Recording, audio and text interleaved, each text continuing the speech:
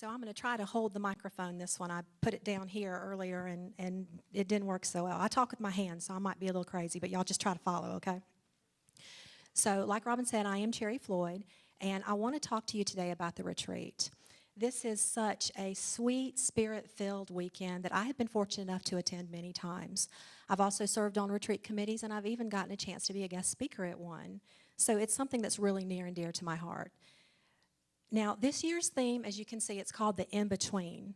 And you might be wondering, what exactly does that mean, the in-between? Well, it's really about this journey that we're all on called life. How many of us get up every morning and all we want to do is get to the end of the day so that it's over with so we can go on to the next? And maybe it's because you've got that class you're trying to finish so you can get that degree you've been working on. Or maybe you're trying to get that toddler trained, so you've got another one on the way and you don't have two in diapers. Or maybe it's that job that you're ready to retire from so that you can be free to do whatever. Or that vacation that you want to go to because it takes you to that place where you're never happier than you are when you're there, and you only got 298 more days to go.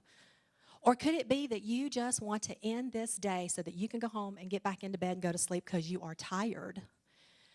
That's a lot of us. We are wives, we are mothers, we are sisters, we are friends.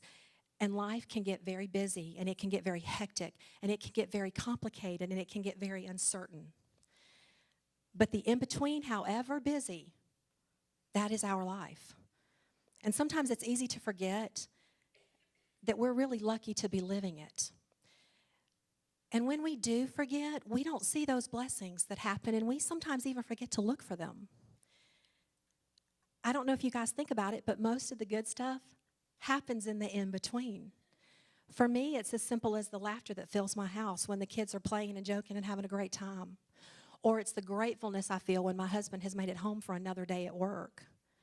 And it's even being able to spend time with my many sisters in Christ, laughing and caring and joking and bonding and sharing at the retreats. You know, there are some of you out there that do not know how many wonderful women we have in this church because you haven't had the opportunity to meet them. And there are some wives out there that are just like me. You need that little nudge, that little push, that little bit of encouragement from your hubbies to go. Because I was sitting out there 9 years ago when all the information came up on the screen, and I got a little nudge from Jason saying, you know, you ought to look into that. Yeah, I just kind of hem-hawed it. A little bit later on, he's like, you should really look into that. You should do that. I can't do that. Why can't you do that? I've got a 2.5-year-old, and I've never left him for 24 hours. Did you see how long that weekend is? It's 24 hours. I can't do it. He's like, you know, you're going on a God-filled retreat. You're not going to Vegas. It's okay. It's not going to make you a bad mother if you leave him.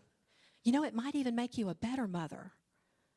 And I thought about it for a little bit and thought about it for a little bit, and well, then he promised that he would keep him alive while I was gone. So I thought, well, you know, I'm going to go. I'm going to try it. And he did. He kept him alive, and I went, and it was one of the biggest blessings of my life. And I know he's really happy that I listened to him because it's one of the few times he's been right.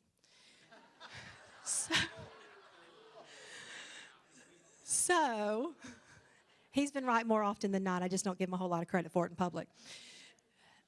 And if you're out there, ladies, and you've never been, come join us. Or if you've been and it's been years before you've come back, come on. You never know what's going to happen. And that's the fun of the retreat. You don't know what's going to happen. You don't know what's going to take place. You don't know how God's going to touch you. But I can guarantee you one thing. This will be one of the most blessed weekends of your in-between.